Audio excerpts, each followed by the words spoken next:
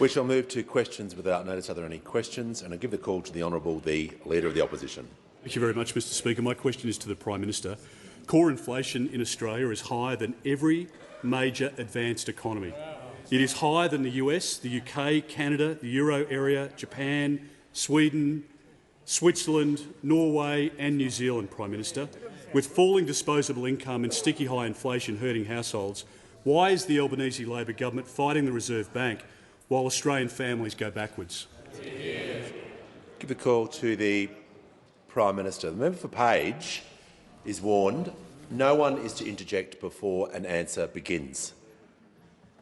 Prime Minister has the call. Thanks, Mr Speaker. I'm asked about international comparisons, and I can't do better than quote Michelle Bullock, the RBA Governor, who said this on the 6th of August 2024. We didn't go as high as the Fed. Our interest rates are lower, I would observe, than the Bank of England, the US Fed, Bank of New Zealand all have interest rates up above 5. Bank of Canada did too. We don't. Peak headline hit on an annual basis at 7.8% in Australia. That was before we came into government. It is now half. We have halved inflation from where it was in 2022. In the UK, 11.1%. In New Zealand, 7.3%. In Canada, 8.1%. In the US, 9.9%. The current cash rate here in Australia, of course, is 4.35. In the UK, it's 5. In New Zealand, it's 5.25, and in the United States, it is 5.5. The cash rate under the Leader of the Opposition as Assistant Treasurer was 6.75. Was 6.75. Order. The member for Deakin will cease interjecting. Member for Moreton. Order. The member for Deakin thinks it was funny that his leader was once Assistant Treasurer. We all do. Well, the joke was on the Australian people. Cease interjecting. Because the bizarre joke is that those people come in here when inflation was double what it is today, when we came into office, when employment has seen some 980,000 jobs, when we see wages increasing rather than decreasing, which is what those opposite wanted to see, when we see the workforce participation rate at record levels, when we see the gender pay gap at a record low of 11.5%, and when we see the economy, of course, under us experiencing modest growth, but growth nonetheless. Those opposite, if they had their way and implemented the more than $300 billion of cuts, we would have seen a devastation in our economy had we followed what they want to do.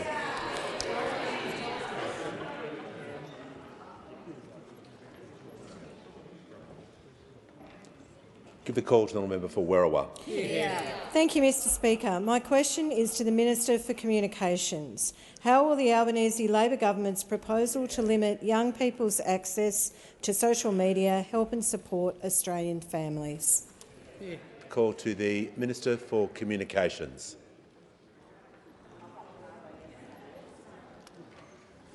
Thank you, Mr Speaker, and I thank the member for her question.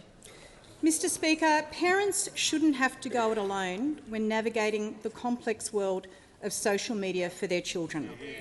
And that is why the Albanese government will introduce legislation this year to limit the age of access for social media. Now, our approach, Mr Speaker, is not about telling parents how to raise their children. Their perspectives on this have been and will continue to be central to our approach.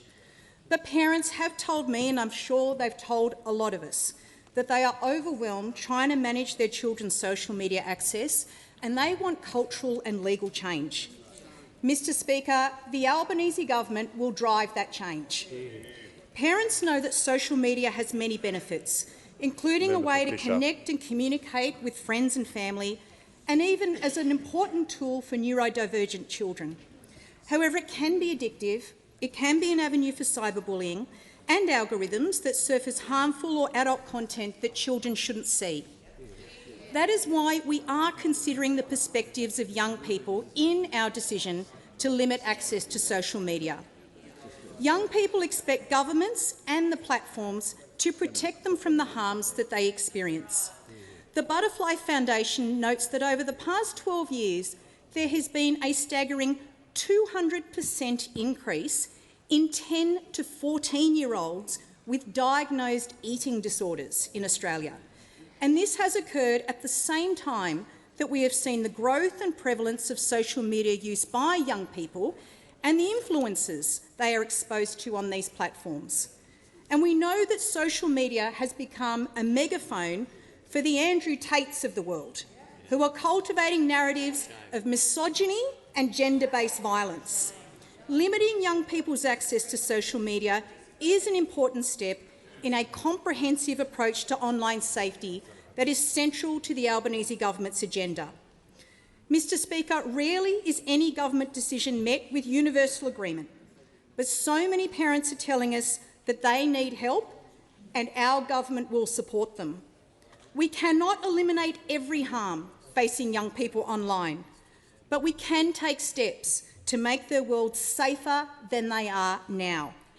And our government will do all we can to address the harms that social media companies are unable or unwilling to address themselves. The call to the Shadow Treasurer. My question is to the Treasurer. Last week, the Treasurer accused the RBA of smashing the economy.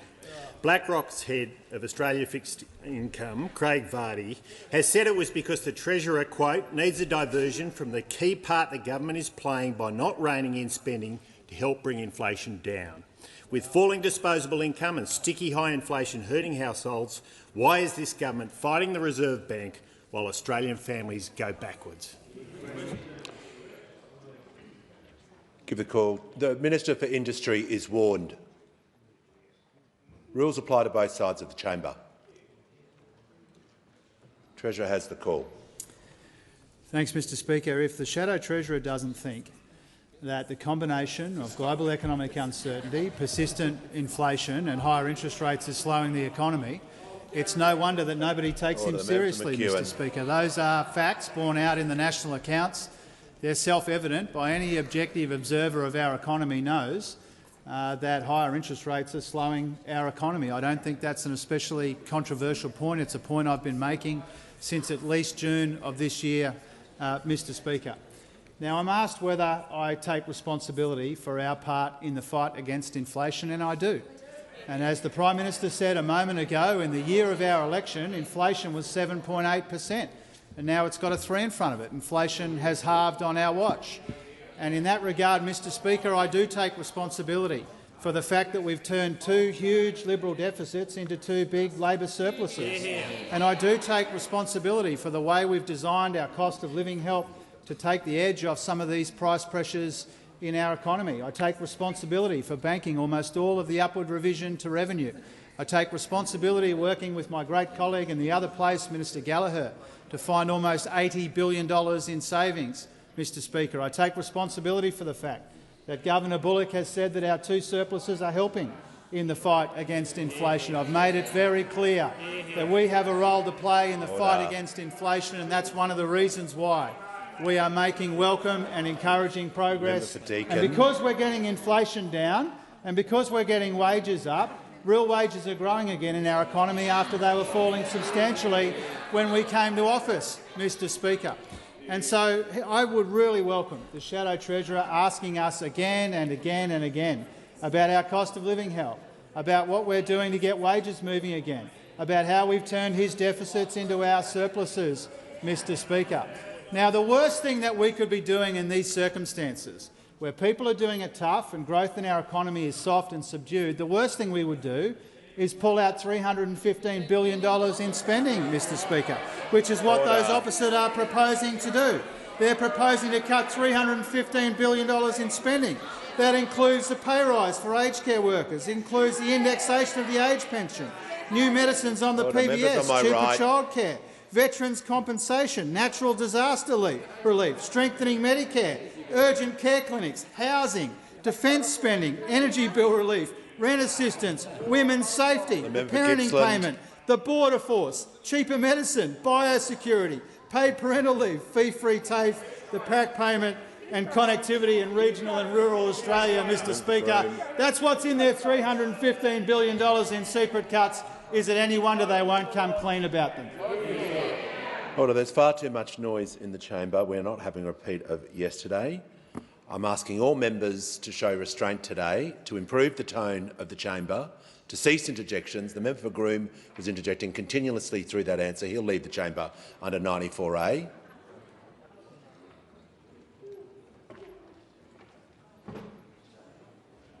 There are consequences for actions in this place. There's far too much noise all week. Today, things will be quiet. The member for Holt has the call. Thank you, Mr Speaker. My question is to the Minister for Youth. What have young people told us about the impacts of social media? What is the Albanese Labor government doing to limit the negative impacts and keep children and young people safe online? Give the call to the Minister for Early Childhood and the Minister for Youth. Thank you, Mr Speaker, and I thank the wonderful member for Holt for her question. The member's question goes to the voices of young people with regard to how social media impacts them. And incorporating the views and experiences of young people is an important part of what the Albanese government does. And it's why we established the Office for Youth in 2022 and why we have a youth engagement program. Through that program, we've heard from a range of young people about the effects of social media. And so, Mr Speaker, it's important that I convey some of those responses here in this House. One young person said of their social media experience, "I know personally in my life, coming across things that I probably couldn't even fathom. I think that parents really aren't aware of the extent of the things that their kids come across." Another added, "I have friends who have been cyberbullied. Everyone knows someone who's had bad experiences with social media, whether it's cyberbullying or body image issues." Yet another one said, "There are negative impacts of social media such as mental health, body image, lack of attention span, which impacts study, schooling, education." Mr Speaker, these quotes from young people demonstrate that children and young people are alive. They're alive to the negative impacts of social media on their mental health and on their social and physical well-being. Everyone has a responsibility to keep children and young people safe. Children on social media are in terrifying proximity to some of the worst and most damaging things online. It's linked to poor mental health, to low self-esteem, disordered eating, cyberbullying, anxiety and depression, just to name a few. Parents are concerned, teachers are concerned, youth workers, social workers, doctors, psychologists, and young people themselves are concerned. That's why this government is taking steps to protect children and young people online, both through our education, which scaffolds digital literacy for children, and through appropriate regulation, our age verification trial and our plans to introduce legislation to set a minimum age for social media and gaming platforms. Social media companies also have to own their responsibility for the safety of their young users, and we have a responsibility to make sure that they do it. Mr Speaker, I want to end by sharing the words of Lucia Frazzetto, who wrote an article in the Sydney Morning Herald about her own experiences with social media. And she says this, she says, "Social media's influence extends beyond the screen, subtly but significantly changing how we live and perceive ourselves. A ban wouldn't be about taking something away, but about giving the next generation a chance at a more authentic, balanced life." Before I call the member for Kennedy, I'll just do some acknowledgements. He will get the call. I'm pleased to inform the House today that in the gallery are members of the Ballarat Future Shapers, a local leadership program hosted by the Minister for Infrastructure. and also members of the 2024 Fairley Leadership Program hosted by the member for Nichols and members of the National Chaplaincy Association with Chairman Tasman Cullingwood in the gallery today. Welcome to you all. Give the call to the honourable member for Kennedy. Minister for Mines, is the bipartisan 2050 zero emissions target a lying hypocrisy, or is Australia's coal industry to be abolished? 48,000 jobs and 1/20th of the economy to vanish. Since in India solar and nuclear is as likely as the Bullamakanka Progress Association achieving a moon landing, doesn't 2050 condemn the 600 million people, half India, to continue to live without electricity?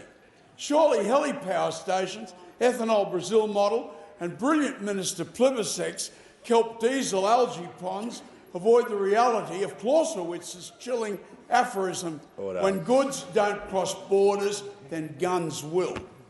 The member's time has well and truly expired. Give the call to the Minister for Northern Australia and the Minister for Resources.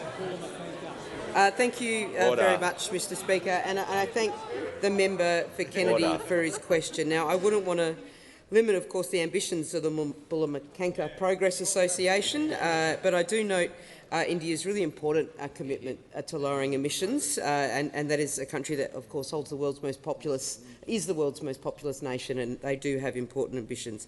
I can assure the member for Kennedy that the coal industry will not be abolished. It absolutely will not be. As he says, it supports 48,000 jobs in this country and associated industries with it. But the question does go to the challenge of meeting very important global net zero targets, given the global demand for reliable and affordable energy, which, as he says, so many people around the world want. Australia's met coal exports were worth $61 billion last year, and thermal coal worth $37 billion. And that is royalties and taxation as well that goes, of course, into the revenue of governments around the country, of coal mining states, that then support infrastructure like hospitals and roads.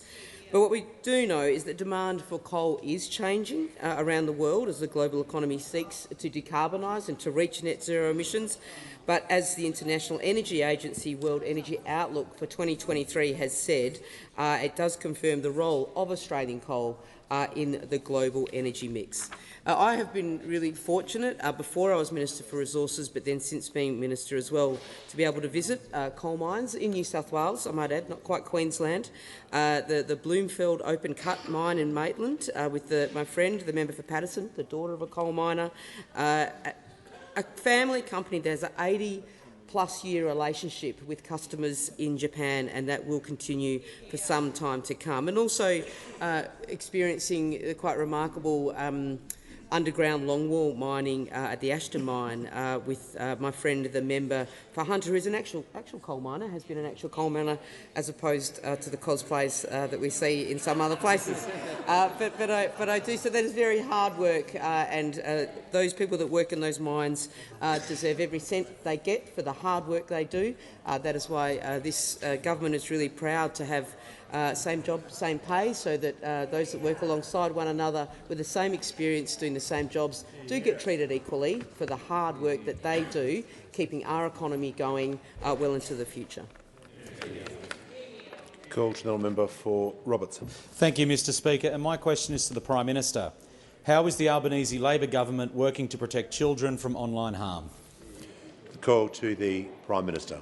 I thank the member for Robertson for his question, and this is all about giving children a childhood and giving parents peace of mind and giving them support, because they know that they are concerned about their young ones and the impact that social media is having on their lives, on their mental health, on their physical health, on their capacity to engage in real experiences with real people rather than live their lives virtually. I want young Australians to grow up playing outside with their friends on footy fields and netball courts, swimming pools, wherever they like. And today we saw again, a celebration of great athletes when we welcomed home the Paralympians that can inspire people to get out and really participate. Too often, social media isn't social at all. The internet, of course, connects us in ways that previous generations could never have imagined. But it has also created new harms which we as a government must address, and governments around the world are trying to address. The solutions aren't simple. That's why we need to have trials and make sure that we get these things right. Regulating technology is difficult. We're entering a new frontier, but that doesn't mean that we shouldn't try. We must. This is a complex problem. Young people can find ways to get around rules. Because the occasional young person might get access to alcohol doesn't mean we say we won't worry about restricting alcohol to over 18s. We'll just let it all rip. We actually regulate and we organise as a society. We make decisions about protecting people, and that is what this is about. We have a comprehensive agenda for online safety that we've been implementing since the day we were elected, backing the eSafety Commissioner and quadrupling its funding, exploring a duty of care in the Online Safety Act review, tackling kids' access to pornography through new mandatory industry codes, passing legislation to ban the creation and distribution of deepfake pornography, establishing the Joint Select Committee on Social Media to hold platforms to account, and funding the Age Assurance Trial in this year's budget in May. We're acting with purpose to get this right, getting on with the job of protecting Australian citizens. In particular, our focus here is protecting our youngest Australians during that period of life where their brain is developing, where they're developing as human beings interacting with each other as well. It's a responsibility that we have, and it's one we are taking seriously. Give the call to the member for Hume. My question is to the Treasurer. Last week, the Treasurer accused the RBA of smashing the economy. Former RBA board member Graham Cray said, for the Treasurer to come out and say, well, this is the Reserve Bank's fault, I don't think a serious economist in the country would agree with that. With falling disposable income and sticky high inflation hurting households, why is this government fighting the Reserve Bank while Australian families are going backwards? Give the call to the Treasurer. Thanks very much, Mr Speaker, and to the Shadow Treasurer for a very similar question that I answered comprehensively a moment ago. And I'll repeat, it takes usually takes the Shadow Treasurer a bit longer than the rest of us, so let me go through it once again. First of all, Mr Speaker, any objective observer of the economy understands the combination of global economic uncertainty, persistent inflation and higher interest rates are slowing our economy, in our case quite considerably. And that's a point that I've been making since at least June of this year. That's the first point. Second point, when it comes to taking responsibility for our part in the fight against inflation, I do. I've said that not just earlier today, but I've said that on a number of occasions, and I mean it. You know, I take responsibility for the fact that when we came to office and there were deficits as far as the eye can see and there was $1 trillion in Liberal debt and not enough to show for it, that we took important steps to try and clean up the mess that we inherited. We turned those two big Liberal deficits into two big Labor surpluses. We found almost $80 billion in savings. We showed spending restraint because we knew that if we got the budget in better nick, we would help the Governor and the Reserve Bank in their fight against inflation, our fight against inflation. And Governor Bullock has acknowledged that our two surpluses are helping in the fight against inflation. And so I make the same point again. I also repeat the point that I made earlier, Mr Speaker, which is that the worst thing that any responsible decision-maker in our economy should be contemplating right now is $315 billion in secret cuts. And the reason why they haven't come clean on that, Mr Speaker, is because it's a recipe for recession. Theirs is a recipe for recession, Mr Speaker. Order. The member for Moreton is warned. Member for Hume on a point of order. Relevance, Mr Speaker. The question did not mention alternative approaches, particularly alternative approaches that don't exist. Order. The Shadow Treasurer, the Treasurer was not asked about alternative policies, alternative approaches. He has allowed some contrast. For the remainder of the answer, I'm going to ask him to return. Order. I'm going to ask him to return to the question. Mr Speaker, the point that I'm making is that more than acknowledging that people are doing it tough, we're doing something about it. And this side of the parliament is trying to help people doing it tough. Those side of the parliament would harm people with $315 billion in secret cuts to Medicare and pensions and payments, and that would be a recipe for recession. If they had their way, Australia would be in recession, wages would be lower and there'd be no help with the cost of living. And we make no apology for taking a different approach, Mr Speaker. And we are maintaining a primary focus in the fight against inflation. It's one of the reasons why it's halved since the year that we were elected. It's why we've got the budget in better nick. It's why we're rolling out meaningful and substantial cost of living help in the most responsible way that we can. And the most irresponsible thing that we would be doing right now is pulling hundreds of billions of dollars out of the economy, as those opposite want to do. They should come clean on their cuts so that people know the choice. The Treasurer resume his seat. The member for McEwen. My question is the Minister representing the Minister for Employment and Workplace Relations. How is the Albanese Labor government helping Australians earn more and keep more of what they earn, and are there any threats to Australians earning more? Call to the Minister representing the Minister for Employment and Workplace Relations. Thanks very much, Speaker, and I thank the honourable member for the question.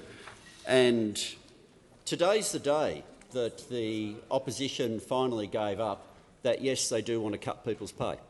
Today's the day that they finally decided to make the announcement. We'd gone for a decade where wages were being kept deliberately low. And then every time this government came forward with proposals that would get wages moving, we knew that they voted against them. But it wasn't until today, when we saw today's papers, that it was there crystal clear as to the fact that they intend to repeal the laws that have got wages moving. Now, up until now, we'd referred to them about wanting people to work longer, and the Leader of the Opposition had committed before today that they were going to repeal the right to disconnect, for every worker to be on call 24/7, whether they're paid to or not. But when they say that they'll repeal the laws, and they're clearly talking today about same job, same pay, you need to realise the sorts of amounts of money that they are taking to the next election that will be the cuts to household income. All of us, when we exercise our right to disconnect on Thursday afternoon, a whole lot of us will fly home. When people fly home, are you going to tell the Qantas flight attendants what you're intending to do to their pay? Because for a long time the labour hire loophole, and it was legal, was used by Qantas and other companies had used it as well, and the pay differences were not small. So you had an enterprise agreement that had been negotiated, and then you could use a labour hire company, in this occasion that was also run by Qantas, and undercut the rates that were agreed to. Now, for the flight attendants you might be seeing on Thursday afternoon, if they're employed directly, it's $68,500 a year that they're on. If they're employed through the labour hire company under labour hire loophole, it's not $68,000, it's $52,000. That's the award rate. $16,000 pay cut. It's good enough for them to help you onto the plane. It's good enough for them to serve you a drink while you're on the plane. It should be good enough to say they won't get a pay cut. And yet, when you commit to abolishing same job, same pay, you commit to cut people's pay. At the exact time that people are under pressure, the answer is not for people to be paid less. We knew that he believed in cuts. We knew that when he was Health Minister, when he cut Medicare. We knew when they talked about their $315 billion of secret cuts, that they had more cuts in store. But now, as of today, we know the cut to workers' pay is not simply an instinct for them, it's a commitment. Call to the honourable member for Hume. My question is to the Treasurer. Independent economist Chris Richardson says governments are throwing a lot of money at the symptoms of the cost of living crisis, but that worsens the cause of it. With falling disposable income and sticky high inflation hurting Australian households, why is this government fighting the Reserve Bank while Australian families are going backwards? Call to the Treasurer. Thanks very much, Mr Speaker. In terms of people doing it tough, I think it speaks volumes that when the Home Affairs Minister was talking about a $16,000 pay cut, those opposite were chuckling about it. They were opposite were chuckling about it. And doesn't that just go to the core of their approach and the difference between their approach and our approach, Order. Mr Speaker? The Treasurer return to the question. We do more than acknowledge, as he did in his question, that people are doing it tough. We are acting on it, we're helping with the cost of living, and we're getting wages moving again. And we're getting real wages moving again as a consequence of our efforts, Mr Speaker.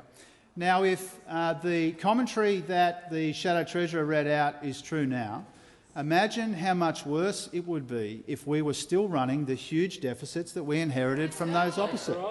They were running massive deficits when we came to office, and we turned two of those huge deficits into two substantial surpluses, Mr Speaker. And the Reserve Bank Governor has made it really clear that those surpluses are helping in the fight against inflation. And when we came to office, the most recent budget from theirs opposite had zero savings in it. We found almost $80 billion in savings, Mr Speaker, and we put that in our three budgets. When those opposite were spending almost all of the upward revision to revenue from a stronger labour market and stronger commodity prices, we banked almost all of it. We did that deliberately. That's been an important part of our fiscal strategy, which has helped us clean up a lot of the mess that we inherited from those opposite. And because of our efforts, we're saving tens of billions of dollars in interest repayments, which is also helping the budget and making room for us to provide cost of living help and invest in housing and energy and skills and in a future made in Australia. And those are important objectives, Mr Speaker. Now, when I'm asked about government spending, I think we're in the third year now of a three-year parliamentary term. It is long past time. If those opposite think there is $315 billion too much spending in the budget, then it's incumbent on them to come clean on their cuts and to tell us where those cuts will come from. And he asked me about government spending, Mr Speaker. I'm allowed to talk about the implications. The Treasurer can pause because the member for Hume is entitled under the standing orders to raise a point of order. Well, relevance, Mr Speaker.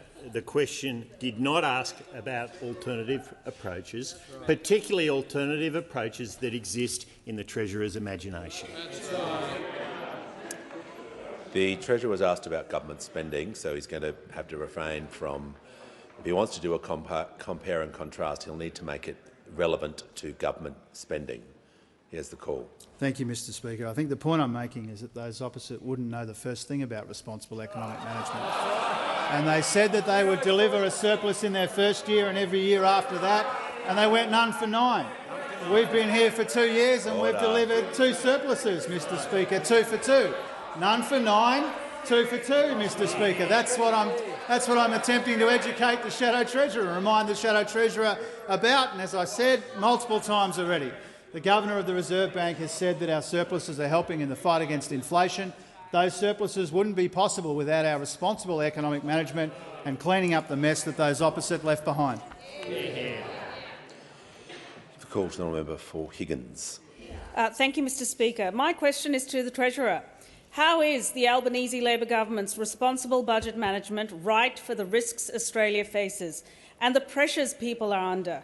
What approaches were rejected? The call to the Treasurer. Thanks, Speaker. I'm very grateful to the member for Higgins for the question, but also for the way that she engages in the big economic questions that we confront as a government. And as we know, the national accounts last week, they showed that growth is slow and subdued in our economy, and a big part of that is consumption going backwards and especially discretionary spending falling. And this is another reminder of the pressures that people are under. But as a government, we've decided, we're determined, we don't just acknowledge the pressures that people are under, we're actually doing something about it. And that's why we're rolling out our cost of living relief, a tax cut for every taxpayer, energy bill relief for every household, rent assistance, cheaper medicines, cheaper early childhood education, and getting real wages moving again, Mr Speaker. Our primary focus is on the cost of living and rolling out our cost of living help. It's the major part of our efforts, but it's not the only part. We're doing this, as I said before, at the same time as we get the budget in much better nick than we inherited. Now, we have, as I've said a couple of times, we inherited a couple of huge deficits. We've turned them into substantial surpluses. And before the end of the month, Minister Gallagher and I will release the final budget outcome for the year that's just finished. And the surplus for the year just finished will be in the mid-teens in terms of billions of dollars, Mr Speaker. Now, that means a $170 billion turnaround in the budget in 2 years, Mr Speaker. $170 billion turnaround from the mess that we inherited to the budget position that we've delivered in just 2 years in office, $170 billion. It wouldn't have happened without our responsible economic management. And as I've said a couple of times, the governor's made it clear that our surpluses are helping in the fight against inflation. Now, the key here is that we've maintained the right balance between a primary focus on inflation but also recognising the risks to jobs and growth in our economy. And because of the balance that we've struck, inflation has halved, we've avoided recession, there are 1 million new jobs, real wages are growing again, and every taxpayer is getting a tax cut, Mr Speaker. Now, there are no shortage of risks to the economy, and one of them sits over there, Mr Speaker, and that's because they want to slash $315 billion in spending without coming clean on where those cuts are coming from. Now, they need to come clean on their cuts. That $315 billion includes cost of living relief, pension indexation, Medicare and funding for medicines and veterans, Mr Speaker. If they had their way, we'd be in recession right now. There'd be lower wages and less help for people doing it tough. They want to sacrifice Australians and their jobs and their economy to their divisive politics, and their approach is a recipe for recession. Our approach is all about managing the economy responsibly in a way that's right for the risks that we face and the pressures that people are under. Before I call the Deputy Leader of the Opposition, just reminding the chamber the member for Page, Barker, the Minister for Industry and the member for Moreton are all on warnings. Consequences for actions will occur. The Deputy Leader of the Opposition. My question is to the Treasurer. The ABC's Jacob Grieber has reported a senior Labor figure described RBA Governor Michelle Bullock as a nutter and the RBA in general as barbarians and weirdos. Has the Treasurer spoken to Wayne Swan or Paul Keating in relation to these matters? With falling disposable income and sticky high inflation hurting households, why is the Albanese Labor government fighting the Reserve Bank while Australian families go backwards? The first part of the question probably was more of an opinion, but the last part of the question was definitely in order. The Treasurer has the call. Thank you, Mr Speaker. I'm happy to answer all of it. First of all, I haven't spoken to those former Treasurers for more than a couple of weeks now, and I know that those opposite are going around pretending and getting people to write that somehow, there's been some element of coordination with the comments that former Treasurers have made about these matters. I note that they're perfectly fine with former Treasurer Howard, former Treasurer Costello, former Treasurer Frydenberg out there in the public debate. But if you're a former Labor Treasurer, you've got no business being involved in it. I note that. I haven't spoken to either of those two guys about their commentary or their views in at least a couple of weeks, Mr Speaker. Now, as regards the other part of her question, the question about the comments reported by Jacob Grieber, who's up there in the gallery. I was asked this, I think, yesterday or the day before, and I said I completely disagree with those comments. I completely and utterly disagree with the comments that were made to Jacob in this regard. I think I've already made that clear, and if I haven't, I make it clear right now. I have a respectful working relationship with Governor Bullock and with her colleagues. As Governor Bullock has made it clear on a number of occasions, we work well together. We've got the same objective, we've got different responsibilities. And because of our combined efforts, we've seen inflation halve since the year we came to office. And that's important. That's the main game, Mr Speaker, the primary fight against inflation, at the same time as we roll out cost of living help and get the budget in better nick and invest in a future made in Australia and in housing and energy and skills, Mr Speaker. So I don't agree with those comments. I haven't discussed them with anyone, and I've answered this question before, and I'm happy to answer it again. Call to the honourable member for Cunningham. Thank you, Speaker. My question is to the Minister for Education. What is the Albanese Labor government doing to boost wages of early childhood workers and keep prices down for families? And what has been the response? Call to the Minister for Education. Thanks, Mr Speaker, and can I thank my friend, the cracking member for Cunningham, for her question. Mr Speaker, childcare workers, early educators are some of the most important workers in this country and some of the most underpaid, and they deserve a pay rise. And that's what this government is doing, a 15% pay rise. That means more than $100 extra each week from this December, and a pay rise of about $150 extra from next December. All up, that's a pay rise of about $7,800 a year for more than 200,000 Australian workers. And tomorrow I'll introduce legislation to make that happen. And that's on top of the tax cuts that our early educators got a couple of months ago, a tax cut of more than $1,100. That's more money in the pockets of some of our lowest paid workers because of this Prime Minister and because of this government. Pay rises and tax cuts that wouldn't have happened if the Liberal Party had their way.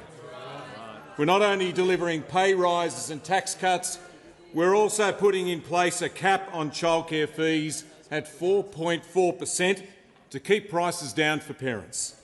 Now, under the Liberals, childcare fees went up by a whopping 49%, double the OECD average. The changes that we put into place last year have already cut the cost of childcare for more than 1 million Australian families, and this is the next step. A pay rise for workers and a cap to keep prices down for more than 1 million Australian families. And here's just a sample of the reaction. Julie Price from the Community Childcare Association said this will be life-changing. Georgie Dent from the Parenthood said this is historic. Lisa Bonza, an early educator who's been working in early education for more than 20 years, said this is monumental. And the Liberal Party? Silence. But they can't be silent forever.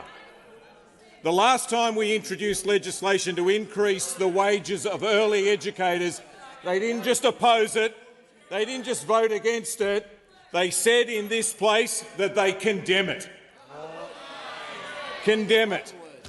And in the Senate, they described it as, I'm telling the truth, they described this as an absolute disgrace.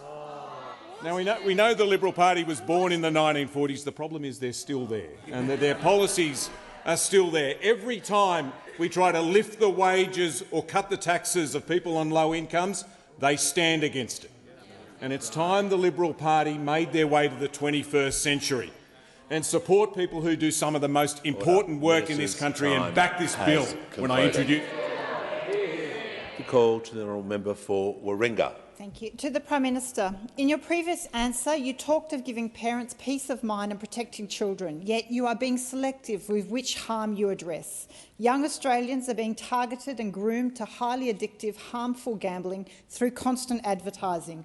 Are you ignoring the vast majority of Australians' call to fully ban gambling advertising as soon as possible? Call to the Prime Minister. I thank the member for Warringah for her question. And the answer is no, we are not. My government has done more to act against harmful gambling than any government in Australian history. More in just 2 years by undertaking action. We know when we look at where the harmful gambling comes from, almost 70% of that harmful gambling is actually poker machines. More than around about 15%, off the top of my head, it's about that figure, comes from lotteries and lotto and those tickets as well.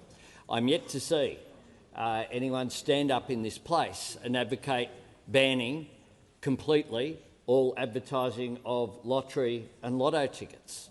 We know that gambling advertising, when it comes to sport, is too prevalent.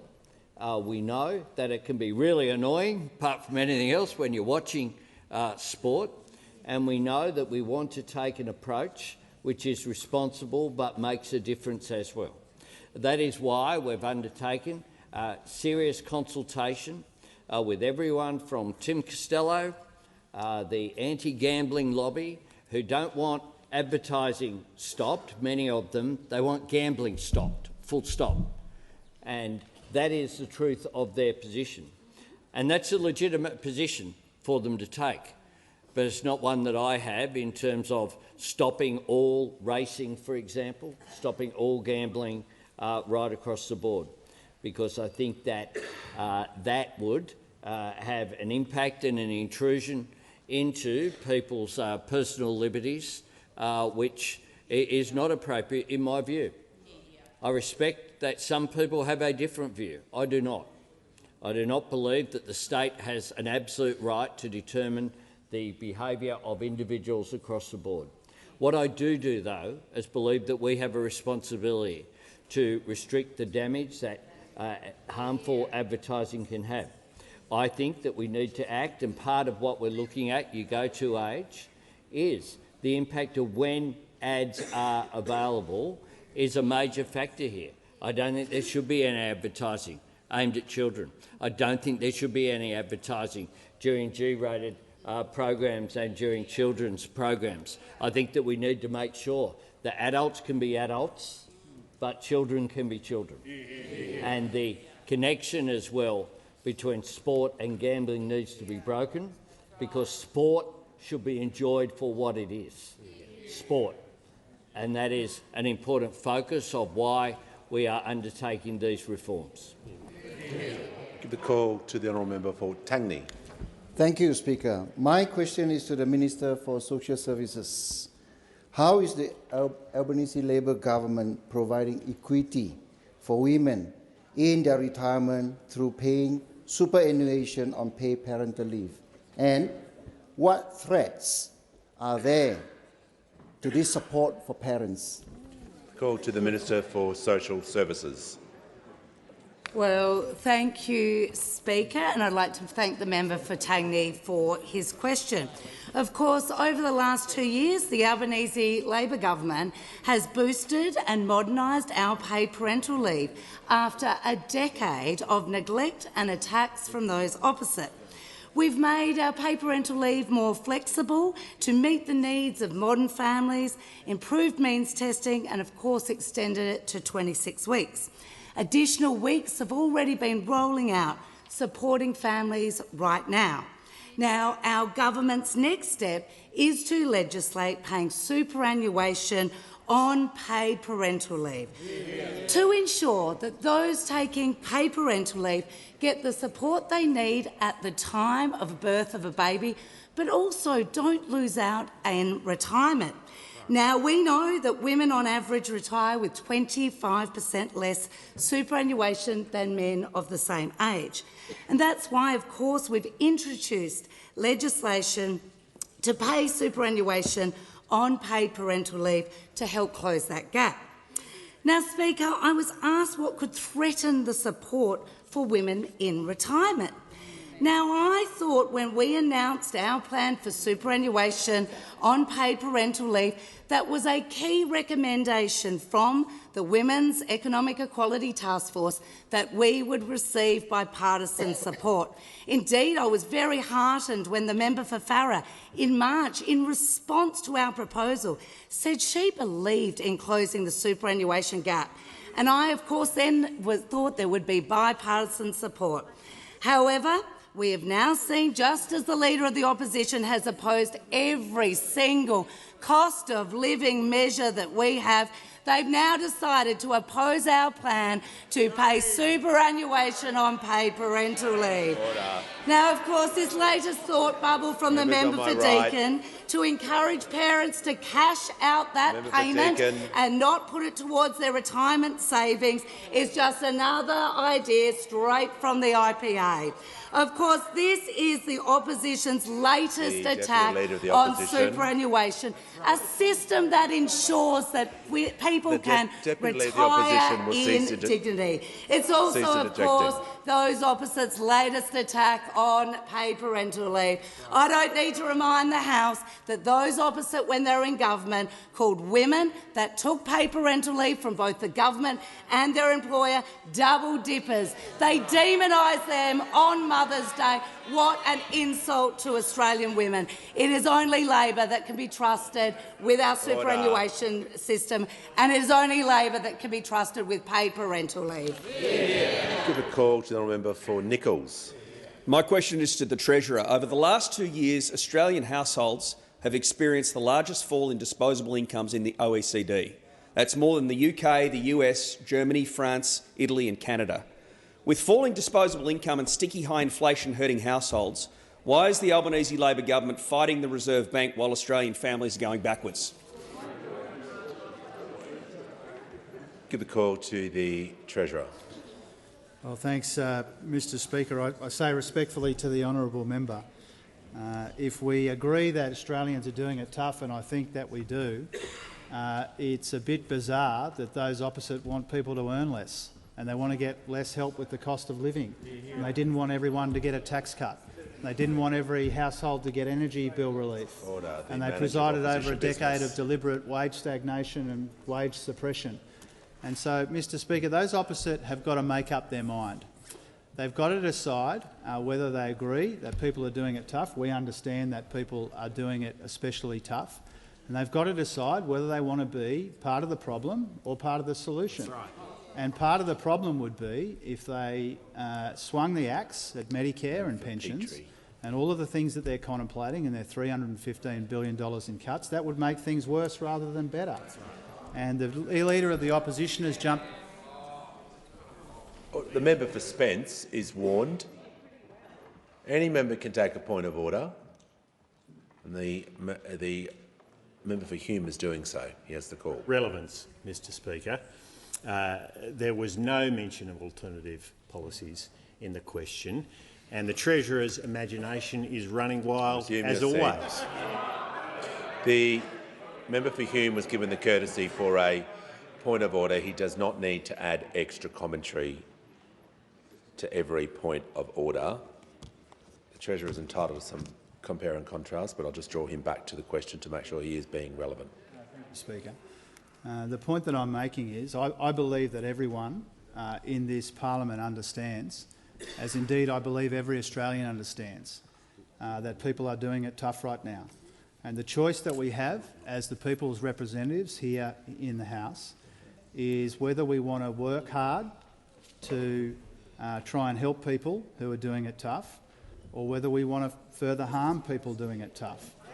And if you attacked Medicare, as they did last time they were in office, if they cut wages like the Leader of the Opposition is proposing today— the Treasurer just needs to make sure his answer— He wasn't asked about the opposition. He wasn't asked about alternative policies. He wasn't asked to give an opinion. Order. The member for Barker. So, as much as the Treasurer is giving his answer about the opposition, he won't be able to do that for the remainder of his answer. He's done a compare and contrast. He just needs to return to the question. Thank you, Mr Speaker. We acknowledge, as the questioner did, that people are under pressure. We're doing something about it. We're providing a tax cut for every taxpayer to help people. We're providing energy bill relief for every household to help people. We're getting wages moving again to help people. We're making medicines cheaper to help people. We're making early childhood education cheaper to help people. We boosted rent assistance twice in a row because we want to help people, especially in that instance, people doing it tough in the rental market. And so the acknowledgement that people are doing it tough is important, and I think there's a consensus on that. The difference is the choice that we have to make here is helping people or harming people, and we're helping people. And we're doing that in the face of deeply irresponsible and deeply divisive opposition from the Liberal and National parties. Order. The member for Casey. And we will continue to help people where we responsibly can, rather than acknowledge but then ignore the pressures that people are under. Call to the member for Gilmore. My question is to the Minister for Skills and Training. How is the Albanese Labor government supporting Australians to gain the skills that are in demand while easing cost of living pressures? What approach to skills has the government rejected? Call to the Minister for Skills and Training. Thanks, Speaker, and I thank the member for Gilmore for her question. I acknowledge her long career working in education, skills and training on the South Coast, including as a TAFE teacher. I also anticipate a very long career for her in this place. The minister will pause. The minister will pause. I can't hear what is being said, so now a general warning is issued, which means if people interject, they'll suffer the consequences. Because I can't hear the answer. The questioner was given the respect of being heard in silence. We're in 10 seconds in, and this is a wall of noise. It's not on. It's not happening. The Minister for Skills and Training has the call. Thanks, Speaker. The member for Gilmore knows that a strong vet sector is critical to Australians getting secure and well-paid work, and for businesses in her area and all of our areas getting the skills they need. Speaker, yesterday was National TAFE Day, and together with educators from right around the country on this side of the House, we celebrated the group of people who make so much possible for so many, Australia's TAFE teachers. Our teachers, in a real sense, are our TAFEs. Their passion, their leadership and their hard work is helping Australians get high-quality skills for today's workforce and for tomorrow too. TAFE changes lives and plays a vital role in giving people skills they need for secure and well-paid jobs. It's where so many of our nurses, early childhood educators and tradies begin their careers. And after years of being systematically run down by those opposite, the Albanese government is committed to realising the potential of TAFE for the benefit of every Australian. With Fee Free TAFE, we've now helped more than 500,000 Australians secure their place. That's 500,000 people learning in-demand skills to work in construction, housing, aged care, cyber security, easing cost of living pressures, Speaker, while helping businesses get the skilled workers they need. And last week, the National Centre for Vocational Education and Research released its latest report, and that revealed a substantial increase in the number of students undertaking VET last year. More than 5 million students taking part in some form of nationally recognised training, up by more than 10%. The data also shows that more students are studying VET qualifications, numbers increasing by 6.7% to 2.1 million from last year, from the year before that. And this is growth principally driven by domestic government-funded students, including Fee Free TAFE. The most popular qualifications, Speaker, included early childhood education and care. And that's not surprising, because together with Fee Free TAFE, there has never been a better time to be an early childhood educator. We're making studying more affordable for future educators, and by backing a 15% pay rise, we are making sure when they graduate they'll be paid fairly for this important work. But while we're investing in Australians and helping students with the cost of living, the Deputy Leader of the Opposition describes Fee Free TAFE as wasteful. She is wrong, because there is nothing wasteful about training our future care workers and tradies.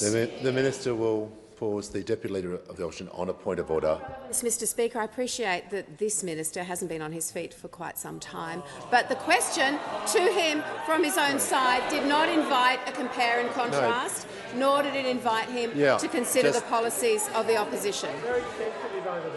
Yeah, I want to hear from the Leader of the House. I'll just raise two things. One, that was a deliberate abuse of a point of order, and two, it was done after you'd given a general warning.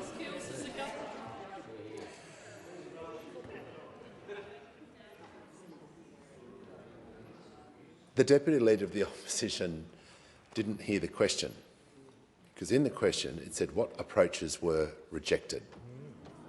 Order. I don't need sound effects on my right either.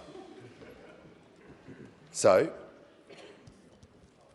I'm willing to give everyone a fair go when it comes to points of order, if anyone jumps up, but not to be taken advantage of. It's not appropriate. It's not how this parliament is going to work, and it's not how this parliament has worked. So there's consequences for actions. The Deputy Leader will leave the chamber under 94A. The Minister for Home Affairs, housing and homelessness. Order.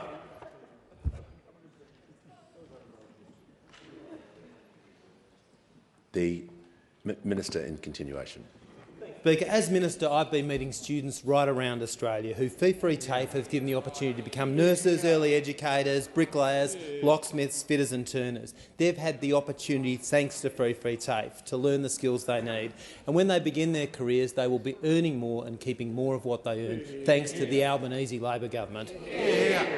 Call to the honourable member for Indi. Thank you, Speaker. My question is to the Minister for Early Childhood Education. Out-of-school hours care services at small rural schools across my electorate face imminent closure after sustainability funding was cut. If these services close, parents won't be able to work in a cost of living crisis. It is clear there is not enough money in the Community Childcare Fund. Will the Minister stand by while vital childcare services close due to a lack of government funding?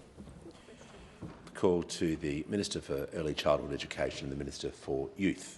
Thank you, Mr Speaker, and I thank the member for Indi for her question and in the constructive way in which she has engaged in relation to early childhood education in her electorate and indeed on issues on early childhood education right across Australia.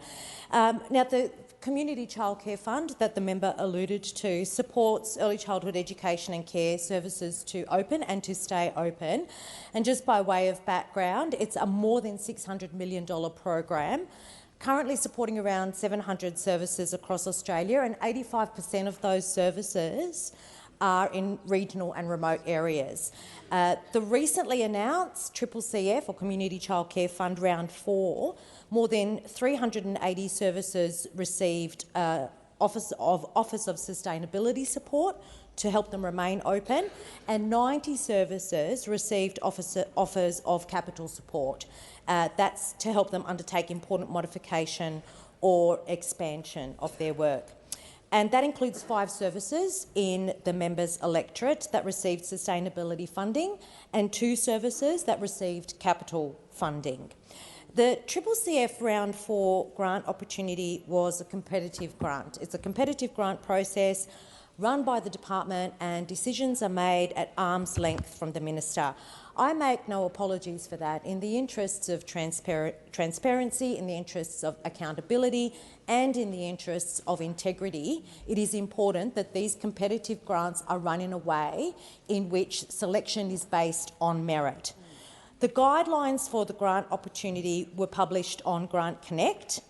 The assessment criteria remained broadly similar across all CCCF rounds for sustainability funding, but there were some changes in the grant guidelines reflecting lessons learned on reviews of previous grant rounds. And those lessons and the feedback that we got on those was that the round should be open to applications from priority areas as well as services that had been successful in previous rounds, as well as vulnerable and disadvantaged cohorts.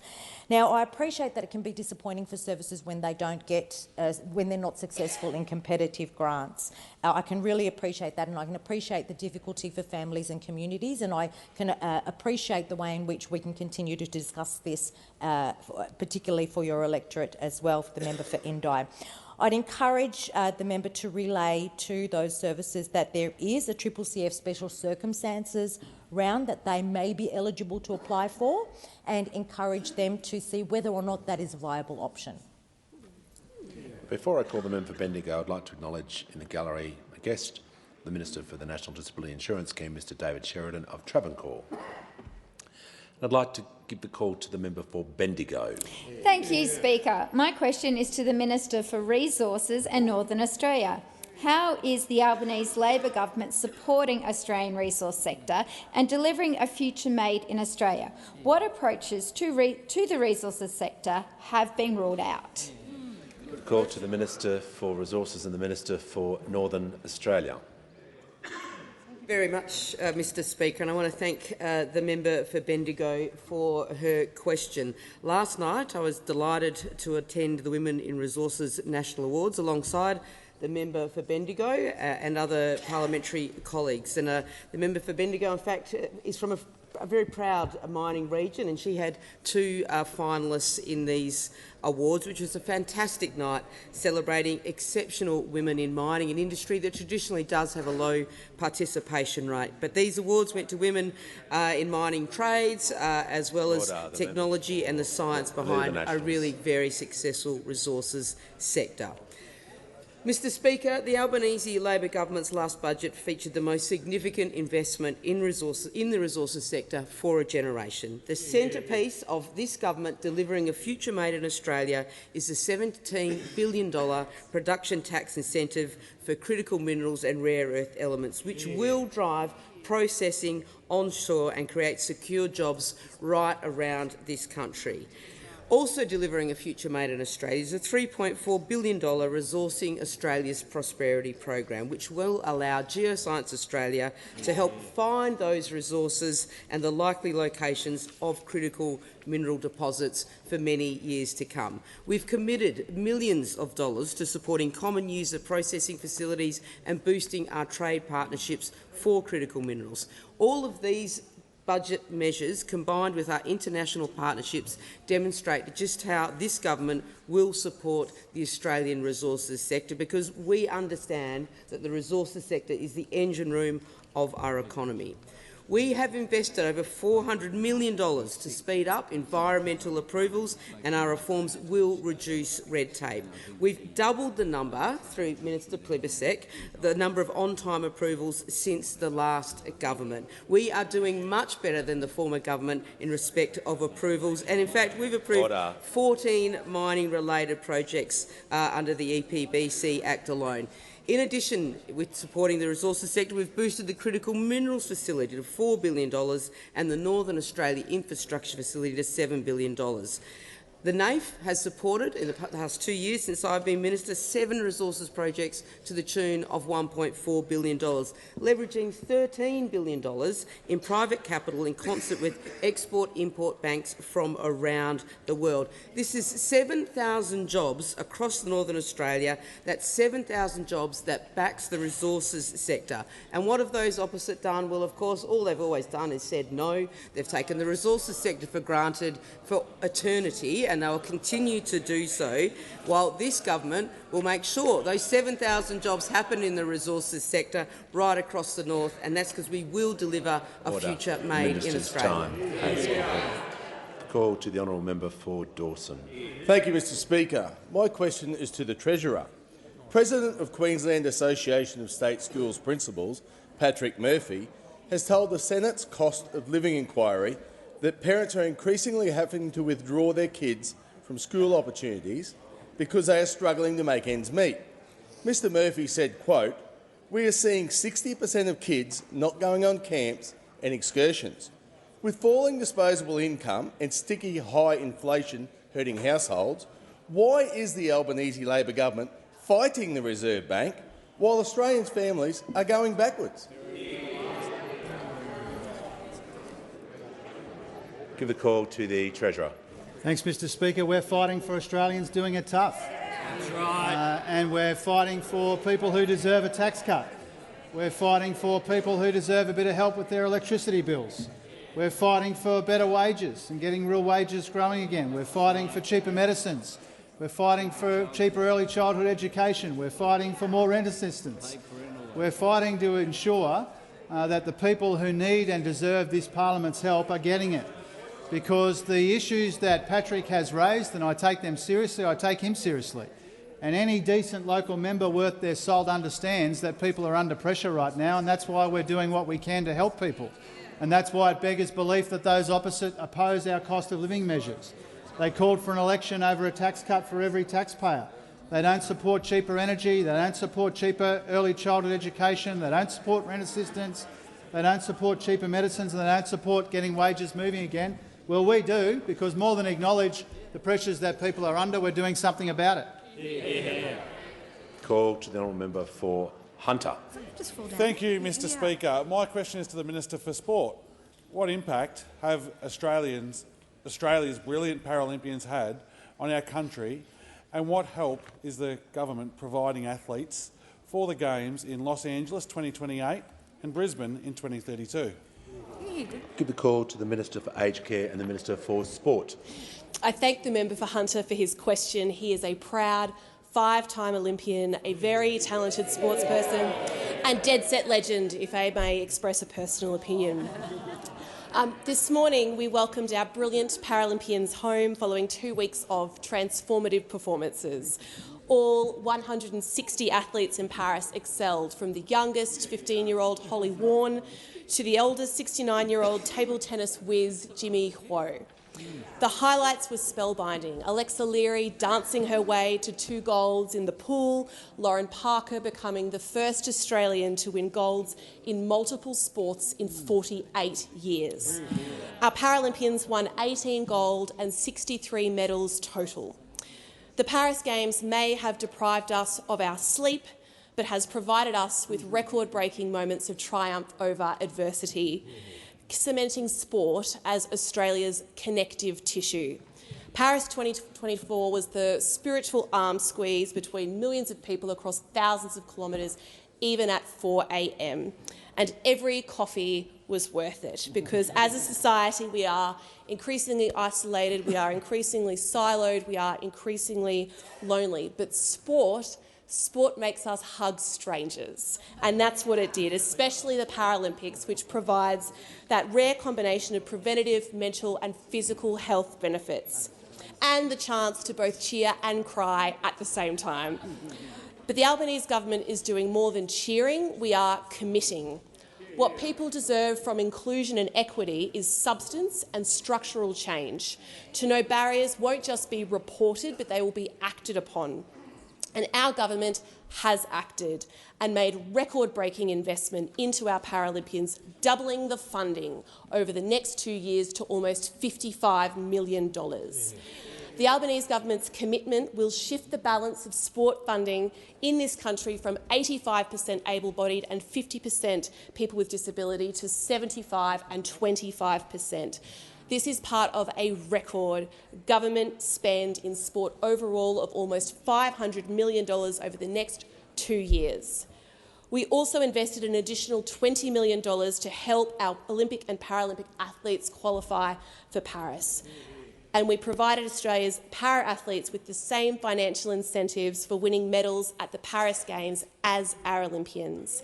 Our Paralympian gold medalists received $20,000, our silver medalists received $15,000 and our bronze medalists received $10,000, because we recognise high-performance sport is exactly that, no matter which body you are performing high-performance sport in.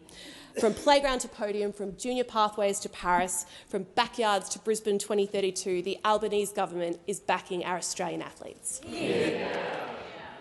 Call to the member for Bowman. My question is to the Treasurer. Jess and Russell from Alex Hills have told me our interest rates skyrocketed. We now have to find an additional $500 every week. The government seems indifferent to whether we can put food on our table. With falling disposable income and sticky high inflation hurting households, why is the Albanese Labor government fighting the Reserve Bank while Australian families are going backwards? Call to the Treasurer. Thanks, Mr Speaker. I hope the honourable member told Jess and Russell that he didn't want them to get any help with their electricity bills. And I hope he told Jess and Russell that he thought that they should get a smaller tax cut. Bowman. And I hope he told Jess and Russell that he thought that medicine should be more expensive, early childhood should be more expensive, there should be less help with rent, and that they should be paid less. They should work longer for less, Mr Speaker. I hope he explained all of that to his constituents. And if he didn't, he's not being especially honest, Mr Speaker, because you don't get to wander around your electorate in that beautiful part of south-east Queensland and pretend that he cares about the cost of living and then come here and not support cost of living help. You don't get to wander around the Redlands, that stunning part of south-east Queensland, and nod your head when people tell you they're doing it tough and then come here and vote against helping them.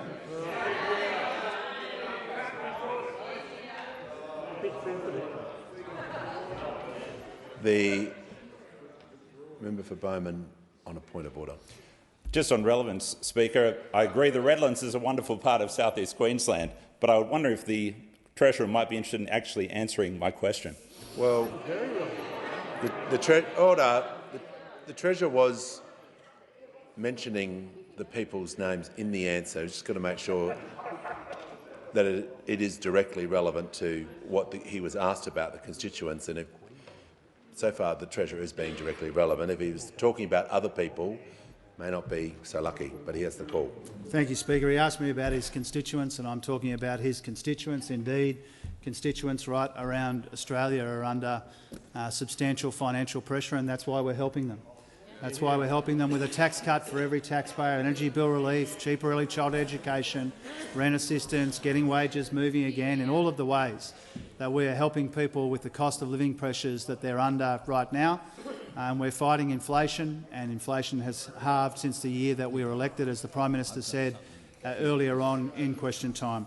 If those opposite, and especially the honourable member, really cared about the cost of living pressures that our constituents are under, they would support our efforts to help with the cost of living. Instead, they oppose them. Order. Call to the member for McNamara. Thank you, Speaker. My question is to the Minister for the Environment and Water. How many renewables projects has the Albanese Labor government ticked off? How will these projects make energy cleaner and cheaper for all Australians? And how is the government's approach different to other proposals? Call to the Minister for the Environment, the Minister for Water.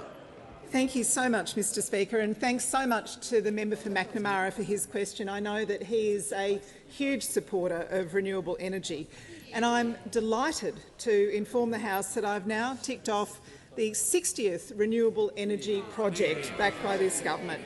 These 60 projects mean that we have now, on this side, ticked off enough renewable energy to power 7 million Australian homes.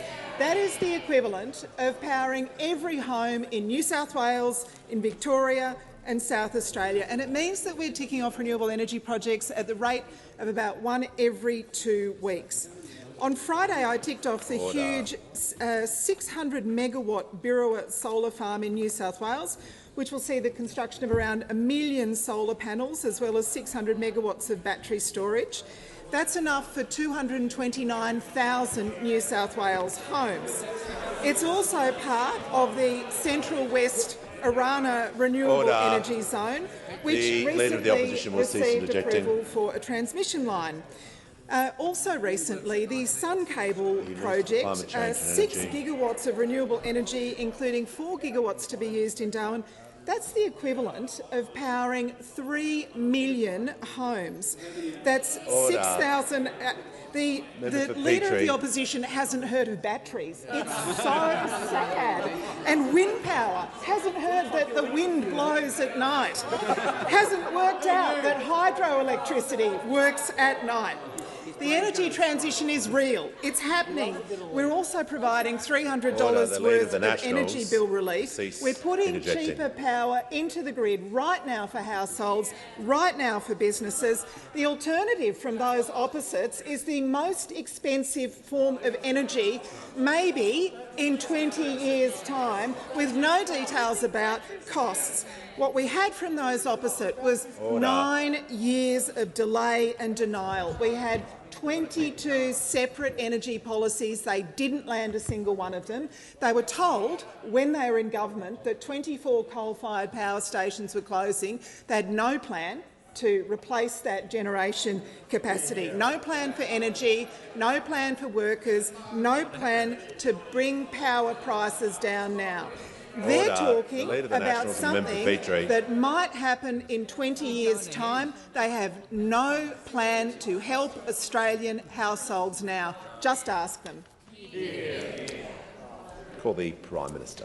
Thanks, Mr Speaker. I ask further questions be placed on the notice paper.